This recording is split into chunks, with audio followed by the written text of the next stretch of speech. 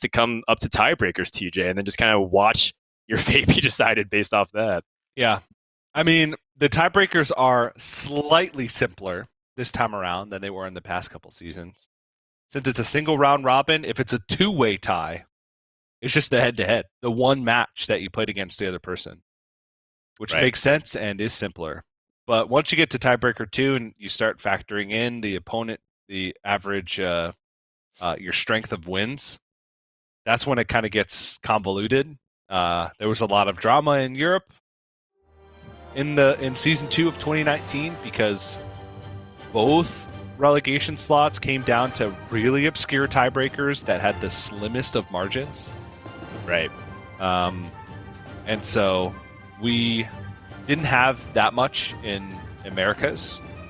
It was a little bit more cut and dry, but it would be very disappointing if you're on the player end of this and your fate comes up to the strength of some of these wins in the early part of the season. But we'll talk about that when it comes to it. Right now, must-win situation for Purple, whichever way you want to boil it down to. Right. It's just crucial, no matter how you slice it, to get the wins here. And for Purple, too, Purple is in also a specific situation where he is in sole possessor of last place. I know in the standings it says he's 5th, but everybody else is 1 and 3. So if he loses and he's 1 and 5, his chances of relegation increase to the point where I think he would have to ask his opponents, or basically watch his opponents fail and mess up in order for him to not be relegated. So this could be the match that determines Purple's fate for Grandmasters for the rest of this year and from this point moving forward. Yeah. That's scary to think about because it's in the hands of Muzzy to, take out one of his friends, one of his comrades he's been playing with for a long time over the course of years. But, Purple's been a person that's been trying to, for a while, make his claim in the Americas. And then when he was able to do that with 2 World Championship appearances, started really focusing more on his stream. And now that he's got that set, I feel like Purple obviously would love to keep his spot in Grandmasters, but I do have to wonder if Purple here has given up or he's still fighting. And it's kind of hard to tell, right? You can't really determine that just off webcams and whatnot, and just from a few games every week. So I really hope Purple hasn't given up mentally here. I'm rooting for him to pull through here. Even though Muzzy's my boy. It's hard. I want to root for everybody.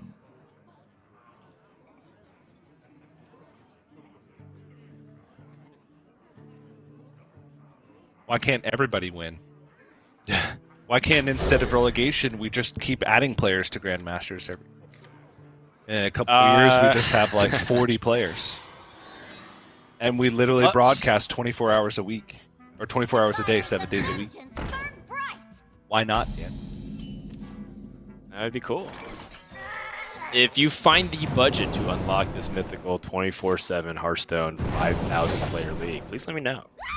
We just have to eliminate the prize pool. So nobody would make any money. You know what it is, We would TJ? all be doing it for fun. Grandmasters should be like the WoW format. We just keep adding it over time. Yeah. But, as Muzzy does have this Battle Fiend on turn 2, even though that backstab was a pretty impactful moment there. On a side note, I do look forward to seeing who else can break through, because there is one thing that felt like that was the case last year in Grandmasters, which was it felt like people didn't have that sense of urgency compared to this season. And, you want to see desperation, like, in terms of players having... you want the players to also be able to feel the stakes. That's kind of what makes Hearthstone fun in a way, which is like watching their player cams and reacting to it. It's kind of cruel to talk about it in that way, but this is an entertainment industry. We do kind of have fun watching people's reaction to stuff better for it. But either way, what I'm trying to make is that it'll be fun to see some new blood. will be excited by the prospects of what's coming. Yeah, especially since Killing All Day is in the running. Yes, Or Killing All promotion. Day, the boy, the man, the myth, the ledge. Yeah, we'll see.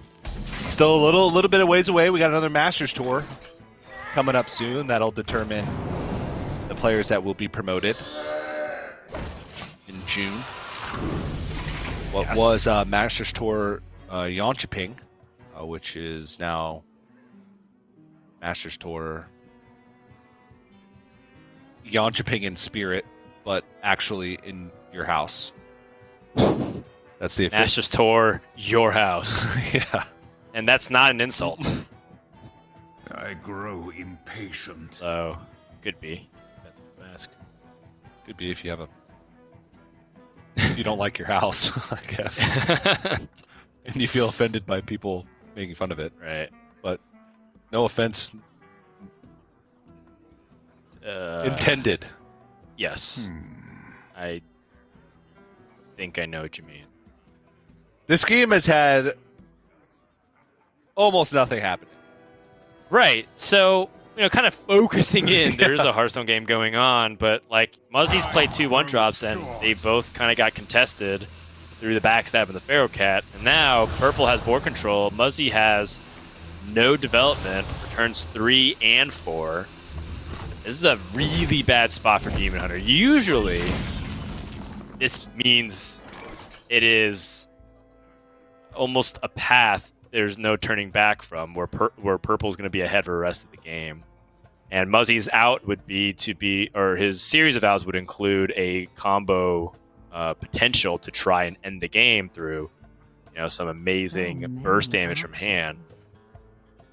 But I don't really get that feeling that's going to happen here based off like looking at Purple's hand. He's got actual things to play. The big problem with a lot of these rogue decks from my perspective is sometimes they just they have all the initiative, but they just got like secrets and Pharaoh Cats and lackeys and like nothing else. Purple's going to just go ahead and play it slow anyways. Interesting. Bamboozle and ambush. Huh. I mean, it's going to complicate the plays a lot. That is interesting, actually. I was thinking coin 5 into 5 looked pretty good. Yeah. Especially since the Wasteland Assassin that he would likely play I grow impatient. plays around both the powerful turn 5 plays from Muzzy, which is Warglaves and Glavebond Adept. Right. So it seemed decent. Seemed great to me. But the secrets may not have another opportunity to be played if Purple thinks that.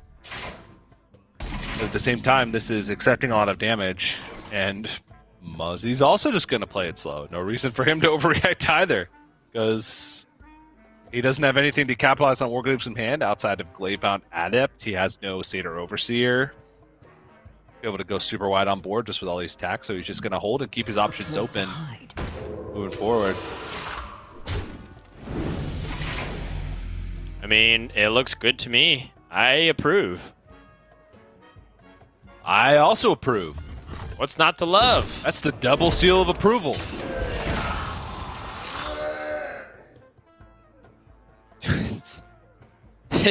These are just some of the most annoying setups that Rogue can do. And so Muzzy attacks, so he knows which 2 secret it is. And now if he plays this Glavebound Adept, he gets... Wow. I mean, he gets to kill it now, right? It hurts. With the weapon. It's because he didn't want to use his weapon swing to kill off that 1/1. I know, and he wanted to protect his Glavebond Adept on board. I get the reasoning. It doesn't make it hurt any less. It's true. It's like getting your flu shots or vaccines, right? Yeah. No matter how you slice it, this just kind of sucks to have to experience because it's gonna hurt. Ugh. It's like you're 5 years old and you're eating vegetables. You get that you want to grow up big and strong, but it doesn't make it hurt any less. I like vegetables. I didn't when I was 5. I do now.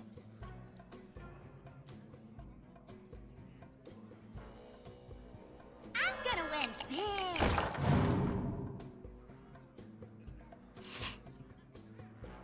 All right, Dan. Well, Is it Illidari time? Nah, it's Skull that's time. what I was about to say, man. It's Skull. Every time. Really super. Yeah, he also gets some attacks here. And Seder Overseer, now that Flick is gone, gonna terrorize this Okay. board state. Right. But Muzzy would have to take a good amount of damage in order to make this happen. Hey, I got you, friend. I think that's all right. Yeah. That's all right. Fine. Probably don't kill the Wasteland Assassin because you can't kill the stealth version anyway. Hit base, go wide and board as possible. Yeah, this is still hard for Rogue to deal with. So Muzzy, you know, this is his big push. Where's your Flick Sky Shiv when you need it? Ah. And the rise of evil percussion again. It's the wood blocks. You love it. I love the wood blocks. Can't get enough. Wait till you hear someone hit the cowbell, TJ.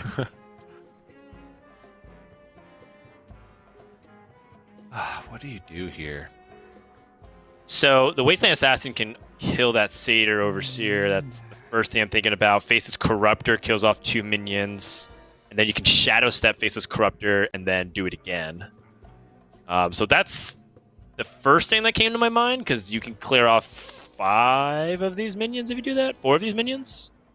5 of these minions? Choose soon. So Yeah. many options. Don't let the door hit you. How about a new eye? How about a new eye? Place it. Okay, no Shadow Step. I mean, he's at 22 health, so it doesn't need to. I guess I just like the idea of Shadow Step just because it is a very effective card to deal with these annoying minions. Oh. Okay, TJ, real quick, is there any merit to the Inner Demon? Because you know that you can potentially draw combo damage to try and pressure and that end the game. Shield of Galakron makes that seem sketchy. Demons. Feast of Okay. Souls has merit. Okay, I like Feast of Souls. You trade in everything right now and then you Feast of Souls. Yeah, it'd be 2-mana draw 2. Maybe not that good. Spectral Sight is also 2-mana draw 2. And you don't have to trade your minions in ahead of time. Yeah, that's just better. You can trade this is in cool. several of these High beam. Oh, Ultras. Wait, TJ, I think the Feast of Souls needed to be explored more. There were beaming sidekicks on the board. 2-mana draw Oh wow. 3 Oh, you're right. would have been... If he plays Spectral Sight here... Oh, Feast of Souls. Okay, he's not playing Spectral. Okay. He wants to activate School. Yeah, he wants to activate the Skull Gul'dan. Totally fine. And entirely... I was about to go in on Muzz. Yeah. Maybe he realized that afterwards, and he just played the Umberwing out of shame. That's what I would do. Yeah. Never admit your mistakes to your opponent. That's lesson 1. Coin, Shield, Galakron. Has purple turned the corner here? I mean, Galakron gets improved now. Yeah, he's invoked twice now.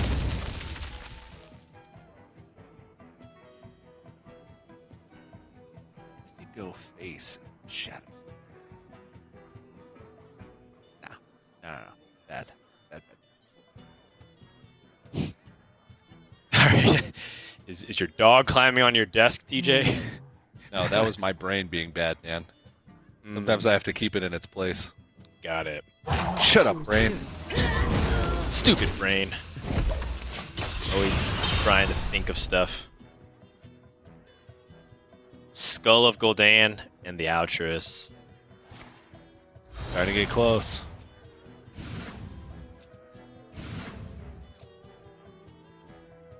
Oh, yeah. Wowza. Oh, yeah. Let's do it Wow, again. wow, wow. Altruist in hand. Just do it again. Purple. I was like, oh, jeez. Oh, my goodness. So, barring a big pickup or expense pickup like Metamorphosis, he should be able to deal with this. Right? Demons? Demons. Time grows short. Is it cold in the shadows?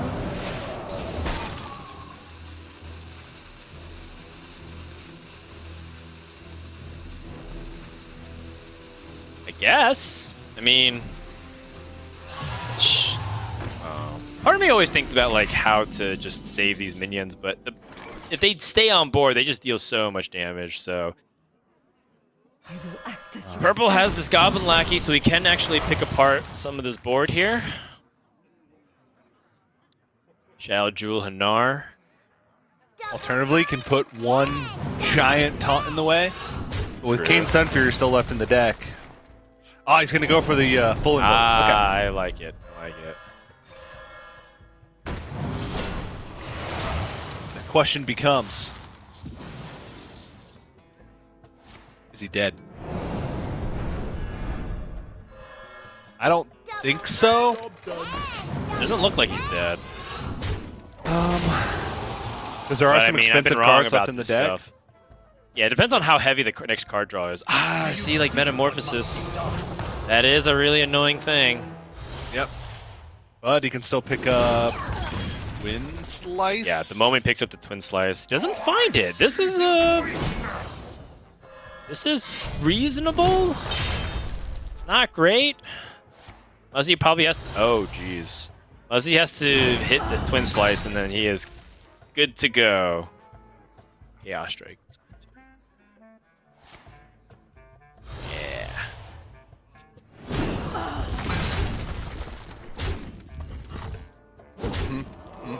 Yeah, he was really close to lethal, actually. All right. Does Purple play 2 Eviscerates? He doesn't play a single Eviscerate. All right. Well, that answers my question. Yeah. Unlikely. He's gonna. Well, backstab actually does help. Okay. If he finds a bunch of lackeys, he could do this. Up to no good. Emphasis on the word good.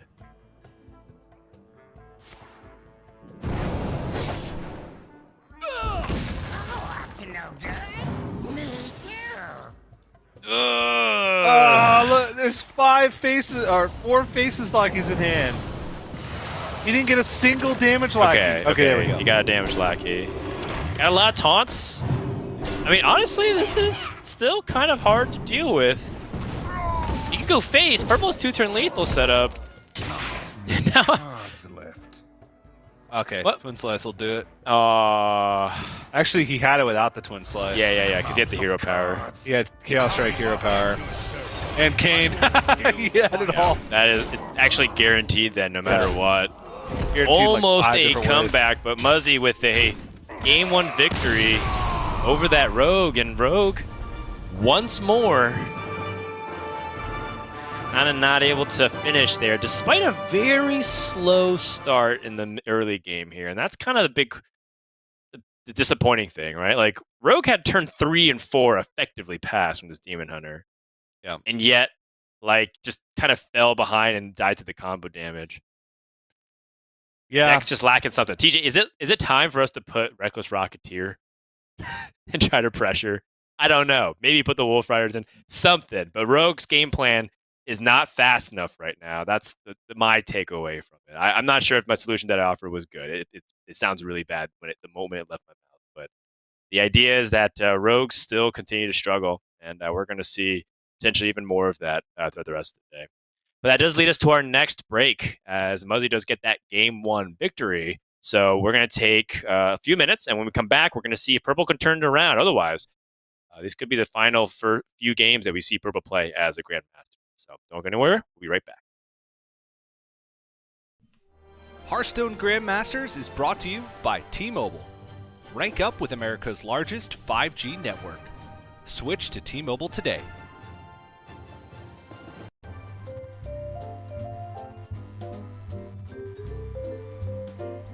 Okay, so if I could instantly be an expert in anything, what would it be?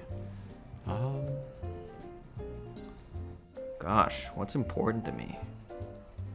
Interviews, because it would be useful like about right now. English expert, because I can understand and answer your question more easily. I would try to be a pilot because that's something I've always wanted to do when I was young. I think I'd really like to be a snowboarder. That seems like fun. I'll probably like to be a movie director. If I was going to instantly become an expert in anything, it would be in meditation. Well, I'm studying architecture, so I would like to skip all the years I have left and become an architect already. Chess. It's a game I played a lot when I was younger, but I've taken more of an interest in it lately, and I'm a lot worse at that than I am at Hearthstone. I would love to become an expert at cooking, like hands down. I'd get so fat. I watch cooking shows at home all the time, and I just drool at looking at my television.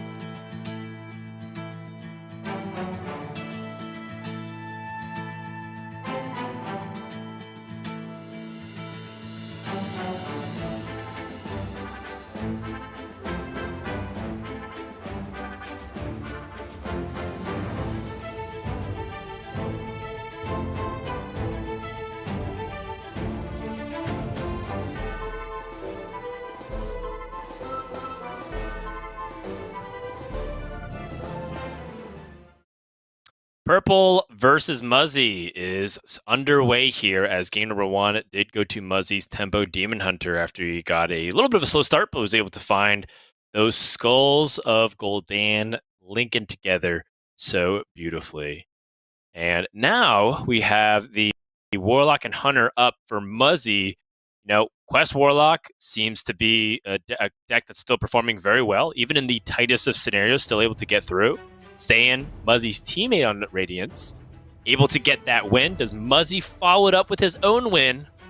Also, another thing worth pointing out is that Muzzy's and Saiyans deck lists seem to be converging a lot more.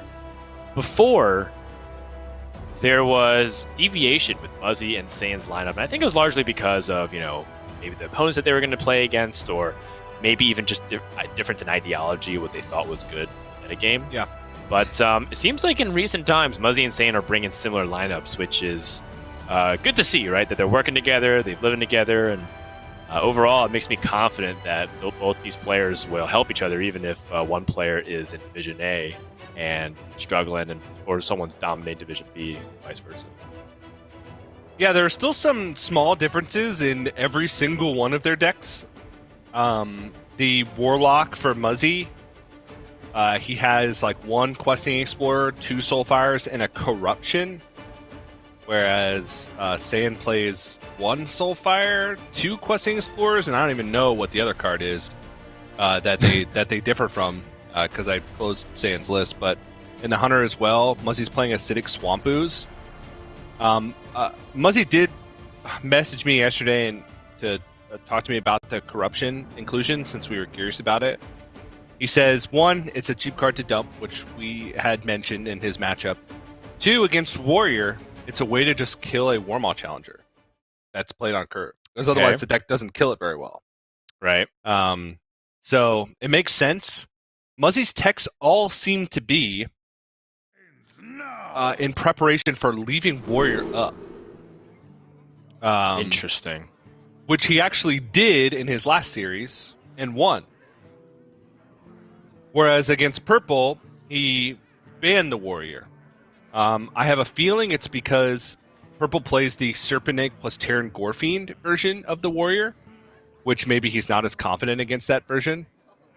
Because the Warrior versus Demon Hunter is only the Warrior only edges out the Demon Hunter slightly, one way or the other, whether it's banned or it's not banned. So sure. That's why I presume he's changed his ban against Purple. Okay, that makes sense. But yeah, that's my assessment. All right.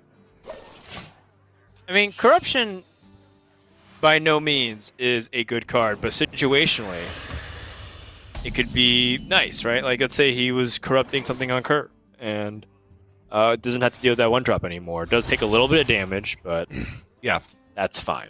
That can heal just perfectly okay. The Fell Bolt is usually the inclusion you'd see in that slot. Because that's the one that does allow you to deal with that 1-drop on curve immediately. But right.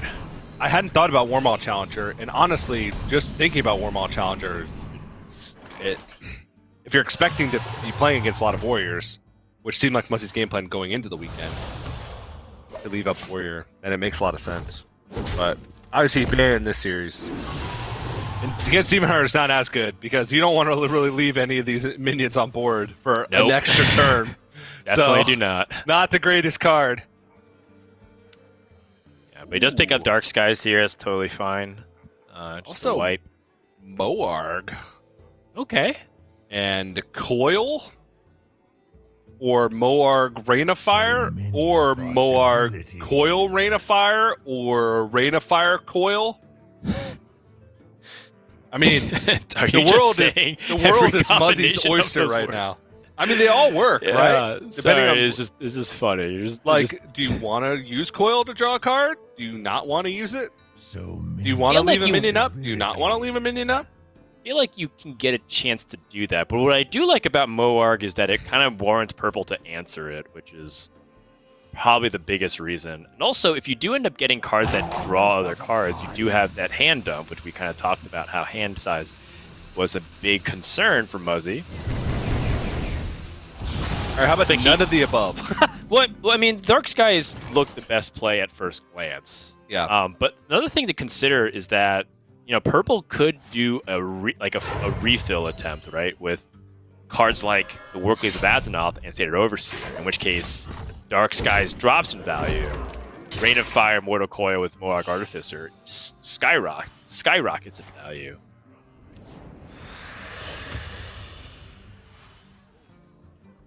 Ruh-roh. Do you think it's worth just playing Zephyrs to dump here? It's like Muzzy agrees. Actually, no, yeah, Dan, I do think so. If Muzzy thinks it, I think it.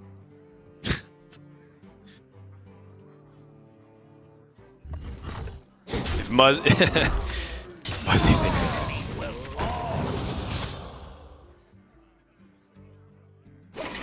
Die. Maybe. Kill the Gladebound here. Caledon.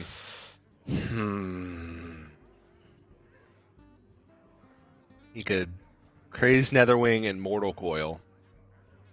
But that seems awfully dangerous. I mean, you're going to have to Craze Netherwing at some point, I feel. Right. But maybe you wait until he goes wide. Because Gladebound Adept and Kane are like the only 2 minions that Gladebound doesn't answer in the deck.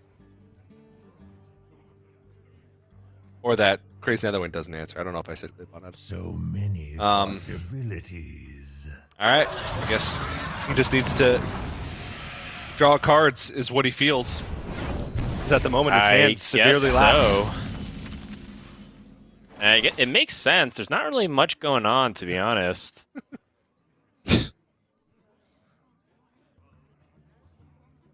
does look a little silly when it's like this. What to do? Force him to have heal. Seems good to me.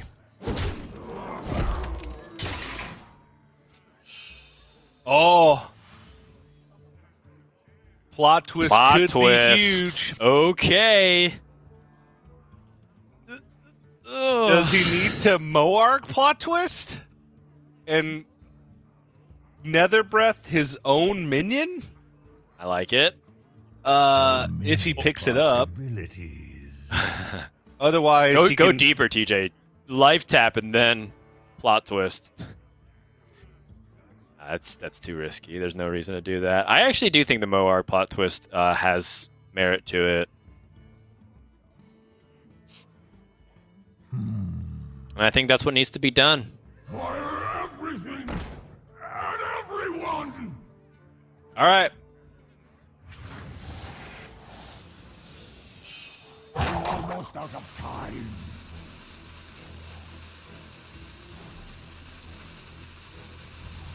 Oh, finds the Arasi Broodmother. And the Nether Breath.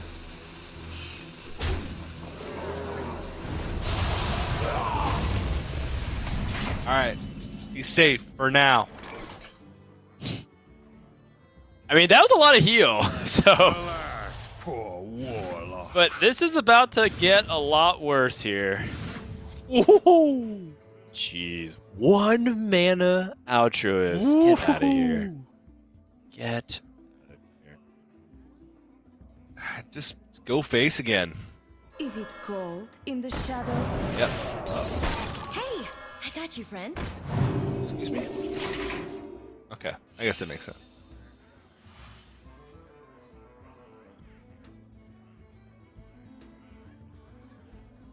Of course it's the right way.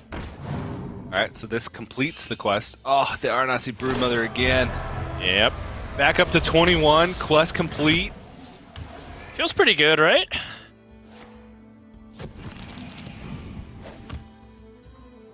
Oh. Do you go up to 29? Do you do it? I feel like when your opponent's playing Skull of Gul'dan and they just like Metamorphosis to start putting pressure on you. You know, how much damage could it possibly be? So many. It could be 21. It really could be. Almost out of time. And honestly, you do want to gain that 8 life anyways, right? Unless you're planning to use that Nether Breath to kill him. Yeah. Yeah, true. True. So 2 turns ago, Muzzy was at 5 health. Actually, at the beginning of his last turn, he was at 5 health. Now he's at 29.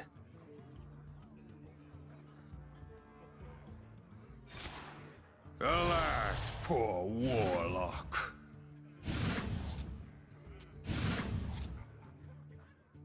Oh boy.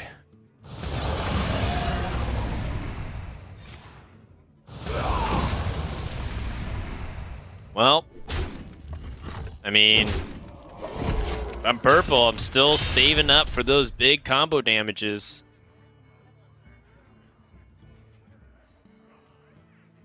All right, so this is Corruption. 5 into 6, 10, 14, 19, 20 from hand. Warglaves would be more. 1, 2 more. Okay. He could play his entire 24. hand. Yeah. He can't play his entire hand and Metamorphosis. Correct. That is true. So you wouldn't play Blazing Battle Mage, most likely. Look what I As long as you pick up now you have to pick up a free card off the other side, so you have to play the Blazing Battle If it's Mage. Twin Slice. He has both Twin Slices in hand. Ah, right. So it's, I think I counted 21 damage total. I mean, you do it.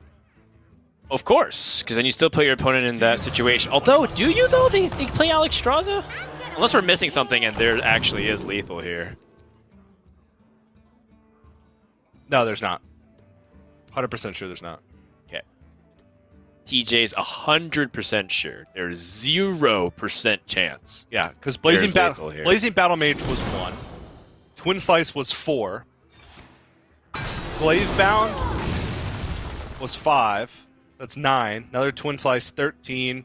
Metamorphosis 19. Frozen Shadow Weaver 20. Card off the top, if it costs one mana, was 21. I think that was the most he could have done in a single turn. Was 21. But I think right now you just focus on clearing the board. Right. And the spending board, your mana. deal damage. Yeah. So spend all your mana, save some burst damage in hand. I mean, Muzzy did use Zephyrus earlier. Yeah. And now he has 3, 7, 12, 13. He's got 13 damage in hand. Just not enough, right? Wait, he can plot twist. He can do this. Plot twist. I think it's Crazed Netherwing Hero Power into Alex Straza is the only out. Well, if he plot twists and draws both the Broodmothers. Oh, he that's heals- also true. Yeah. So Crazed Netherwing plot twist. Oh! Did he What? just? Wow. And now he can Alex Straza and then plot twist after? Unbelievable. Oh, wow. If he heals again Yeah. from the Broodmothers, I mean, there's a high likelihood he does. oh Wow. my He gets to God. do it all.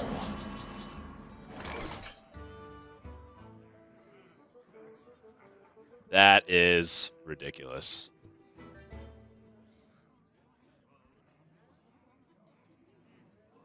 I don't know what to say. I grow impatient. Outside of that was a great turn. Well, you just start dealing damage now. Oh yeah, go face. Does he set up a 2-turn? He's got 9 damage this turn. Guaranteed. Actually, he can Glaive Bound Adept as well, so he's got 13. And then next turn with Kane, he's got 7. Assuming his minions die. I mean, outside of Aranasi Broodmother getting additional healing, he's got the damage. TJ, this. Oh, jeez. This is so tight. Or is it? If he gets Nazari, I'm done. We should just give Muzzy I'm the done. double win, right? Yeah, just make him the champion. I don't even care. What? Oh. That's an Amber Watcher, isn't it? Oh, it is! It's an Amber Watcher! Just in time. Wow, poor Purple. He is getting so wrecked by these hero powers. And now he gets to play the Murzon. Oh, no. Enemies will fall. Did Purple, like, accidentally step on a grave of a Native American burial site before he played this series? Yeah, that has been just an absurd amount of healing from Muzzy. He drew Aranasi Broodmothers You possess 5 times. So that's 20 healing. The Alex draws it for 5. understand. That's 25. He Nether Breath twice for full value. That's 16. That's 41. And the Amber Watcher. That's 49. Am I missing any? No. No. I So don't he healed think so. for 49 that game. Cool. So and at the end of the game, he was still relatively low. Yeah, I mean, So Demon Hunter almost got there regardless. He had a double skull setup, right? Yeah. With Altruist. Yeah. Purple dealt over 60 damage to Muzzy that game. Well over 60 damage, like 65 damage to Muzzy that game. It was a lot. And you got to feel for Purple. My heart goes out to him. I feel like it has been very unfortunate for him. But it's not over yet. No matter how much it feels like it might be, it's not over yet. And Purple still has a chance to take out this Highlander Hunter. Highlander Hunter's been a problematic deck for some people. It's been a godsend for others.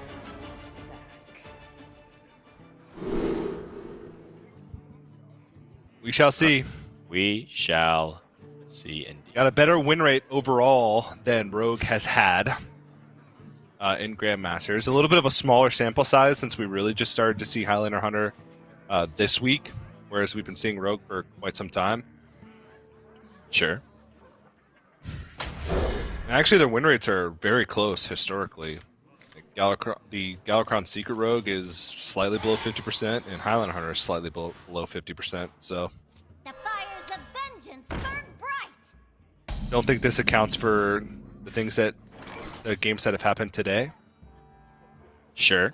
But I think it's been pretty close, even through and through, because we've seen Rogue lose, and we've also seen Highlander Hunter lose.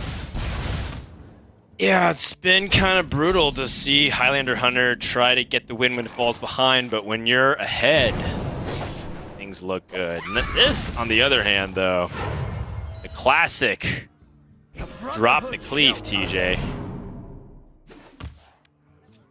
He needed that cleave.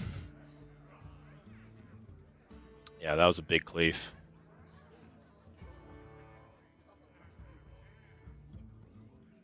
Oh. Okay. Muzzy has a kill on it over 2 turns. Right. Kind of expensive, though, both in health and in resources. Yeah. But Purple can also protect the cleave with Shadow Step. Love to see that. Yeah, so he plays the Desert Spear, hits it once. Next turn, he does the same thing and hits it again.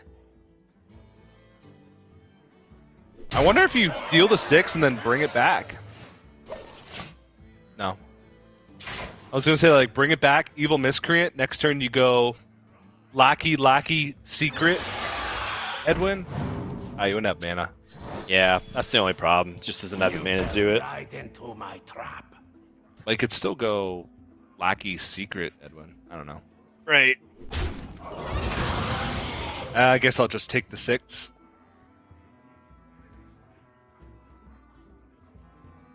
Take the 6 damage while I can. Get the Secret online.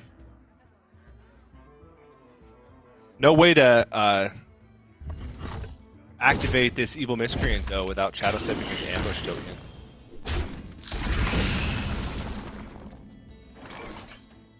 But now can just devote a Maniac if he wants to. That's good. It's a really good draw. The Lackey will activate the following turn as well.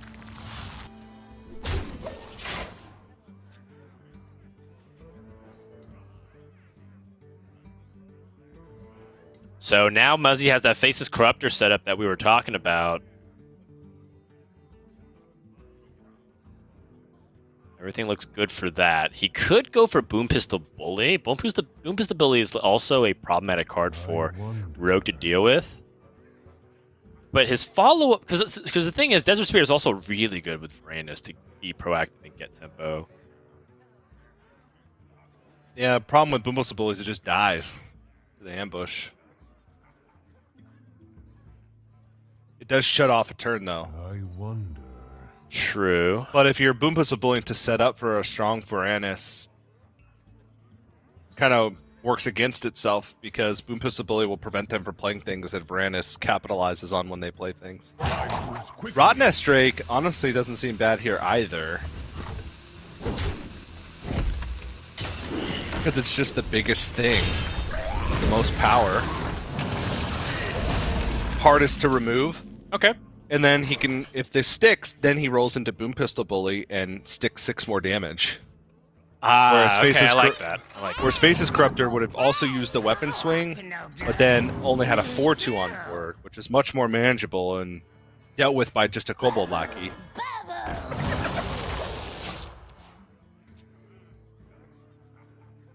Purple making his board more resilient to small things like Unleash the Hounds. Yep. Oh, Boom Pistol Bully is back-breaking for Purple next turn.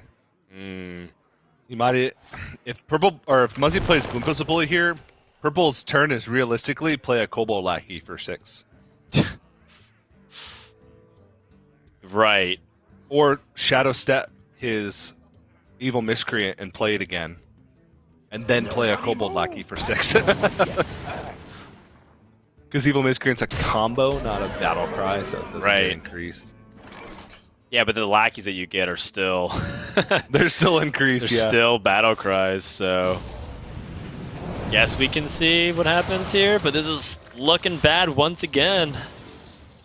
Well, he's got Galakron next turn, and it is at that second invoke, but he doesn't have the big capitalization cards with Galakron. His Kronx is in hand. He's already used Edwin. He doesn't have anything really big left in his deck. He's got Heisper and Togwaggle, I guess, but does he have time for that? Face's Corruptor might be good for 0 mana. Shield of Galakron just to put something in the way. But like the huge payoff cards just aren't there. And Muzzy here is going to go in for the kill pretty shortly.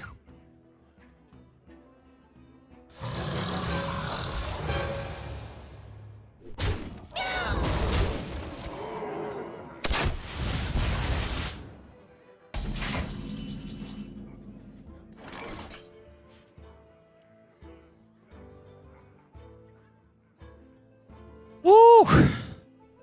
Still under a significant amount of pressure, so even if he gets this Galakron to draw removal cards, the threat of Hunter from this point is at a maximum code red here.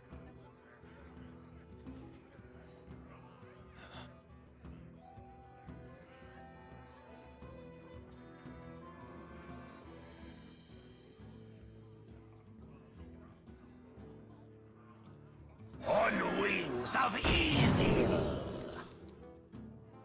Okay. Alex Straza can actually give him some exit strategy if he can survive long enough to get his health back up to 15. So that's a possibility. Open to it.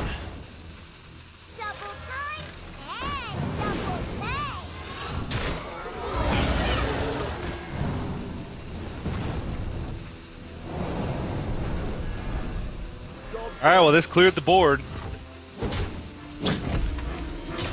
Like your optimism. But that's enough damage for Muzzy in hand. Unleash the Hound, Stormhammer, and Hero Power. It's too much. I think And Muzzy with did that, a chest thump. Well played. oh yeah.